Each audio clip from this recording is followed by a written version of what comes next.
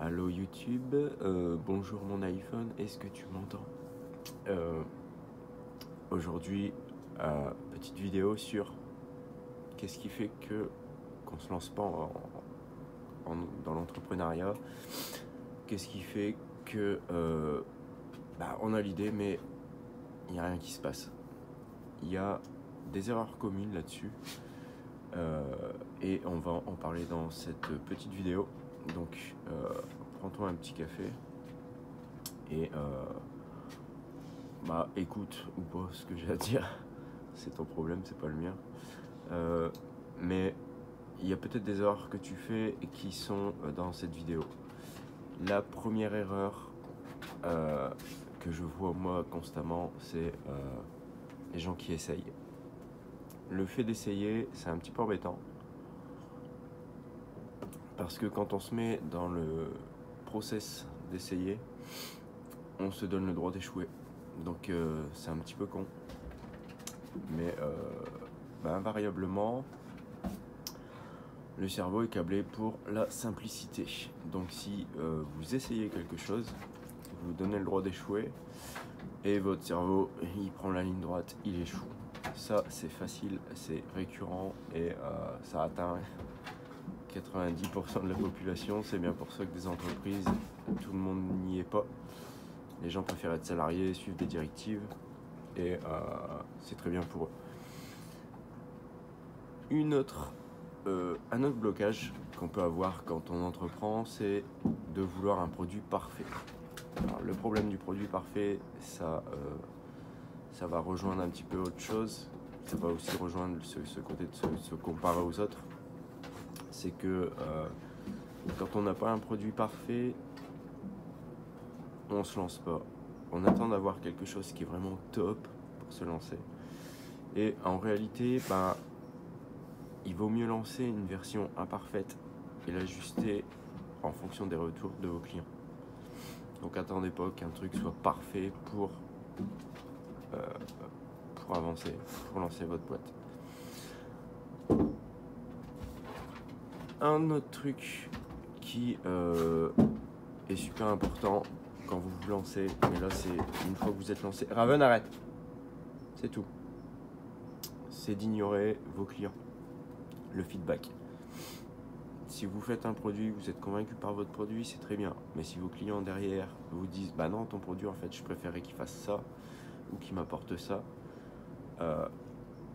si vous réagissez pas à ce moment-là, vous allez droit dans le mur parce que vous allez faire un truc pour vous et pas pour vos clients. Une autre erreur, et j'en ai parlé juste avant, c'est de se comparer aux autres. Vous allez créer un produit, vous allez créer une formation, vous allez créer une prestation, peu importe. Vous allez créer quelque chose et systématiquement, vous allez aller voir sur Internet ce qui se fait dans la même thématique. Vous allez aller voir vos concurrents, quelles prestations ils proposent. Et vous allez vous dire, ouais, ok, moi je me lance dans le coaching par exemple. Et vous allez voir que votre concurrent principal, lui, non seulement il est coach, mais il a une équipe de 50 coachs derrière. Il gère des appels téléphoniques, un chiffre d'affaires pas possible. Vous vous regardez à côté, franchement, vous êtes en train de vous lancer, et ça vous dégoûte complètement, quoi. Alors que potentiellement, il a fait la même chose que vous, il a démarré tout seul, il s'est lancé, il a évolué au fur et à mesure. Donc arrêtez de vous comparer aux autres, ça sert à rien du tout. Ça va vous décourager et vous donner l'impression d'être en retard en fait. Donc c'est pas vraiment génial. Le plus important, c'est de rester concentré sur votre progression à vous, pas celle des autres. Les autres, pour le moment, on s'en fout. Vous verrez bien que par la suite, si vous progresserez vraiment à votre rythme, les autres, à la limite, vous irez les voir, vous les rachèterez si ça vous chante. Et la dernière erreur qu'on fait assez régulièrement, et ça, moi, c'est un problème que je peux avoir aussi de temps en temps, c'est d'avoir un objectif clair. Quand on lance son entreprise sans objectif mesurable et atteignable surtout, ça mène à une perte de motivation. Et forcément, si vous n'êtes pas motivé, que vous n'avez pas d'objectif, vous faites des choix stratégiques qui sont pas les bons. vous prends mon exemple, par exemple, si je fais ces vidéos en ce moment, c'est dans un but bien précis, ça fait partie de ma stratégie, en plus de vous apporter des choses. J'ai mon Tipeee, qui est ce petit machin, petit magazine trimestriel qu'on envoie par la poste. Et mon Tipeee, il a un objectif clair, c'est 2000 abonnés et un chiffre d'affaires qui va dépasser très logiquement les 300 000 euros par an. Et l'objectif derrière tout ça, c'est de réussir à générer ce chiffre d'affaires en faisant un email par jour et des vidéos YouTube. La route est tracée, le plan est là, j'ai un objectif clair en tête et je sais que c'est atteignable. Je sais que c'est atteignable parce que je l'ai déjà fait par le passé, ça s'est planté et c'est bien dommage parce que j'avais fait une erreur vraiment con. Je suis en train de la refaire d'ailleurs, il faut que je me corrige assez vite et je sais que c'est atteignable, donc pourquoi ne pas... j'ai même fait un truc encore mieux, c'est que cet objectif-là, dans le prédécesseur du Tipeee qui était le Parasite, l'objectif c'était 1000. Une fois que j'ai été près de cet objectif, c'était tout, j'étais tranquille. Aujourd'hui, j'ai placé la barre à 2000, je veux doubler le truc. Pourquoi ? Parce que si je reprends sur un objectif que j'avais câblé il y a 7 ans en arrière, 10 ans en arrière même. Si je reviens là-dessus, 10 ans en arrière, je vais pas avoir l'impression d'avancer. Donc je me suis fixé des objectifs un peu plus hauts que ce que j'avais et que je sais atteignables forcément et qui sont clairs.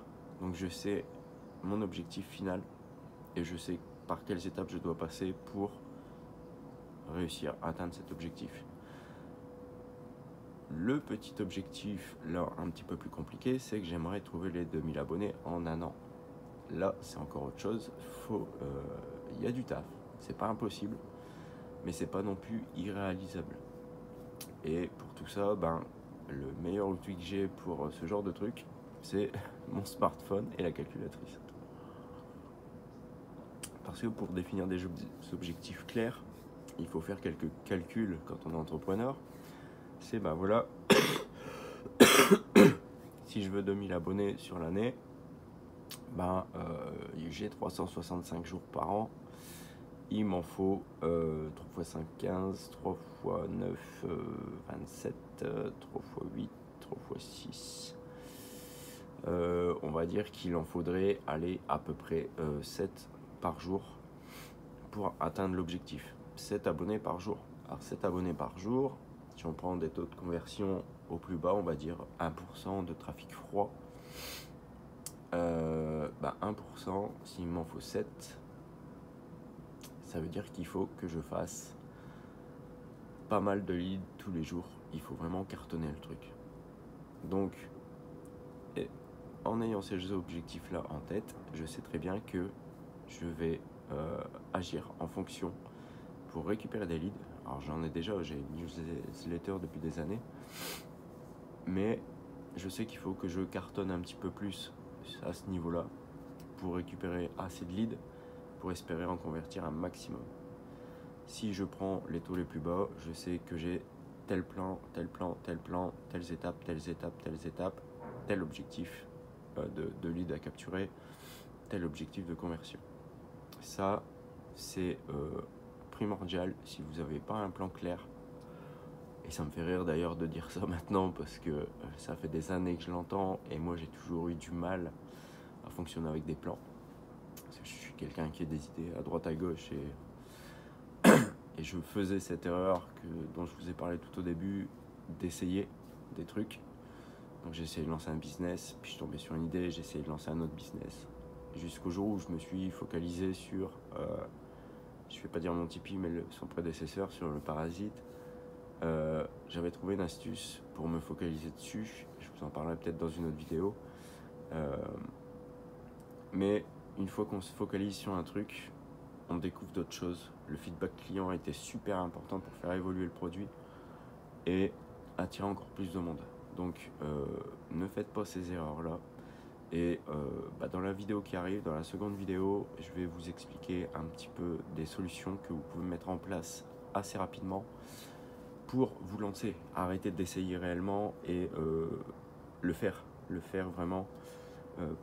Pour voir cette vidéo, c'est un contenu que je réserve à mes abonnés. Donc je vais vous demander de passer par un formulaire, me laisser votre adresse mail pour recevoir la newsletter. Parce que comme je vous l'ai dit, le but de ces vidéos c'est de capturer des leads.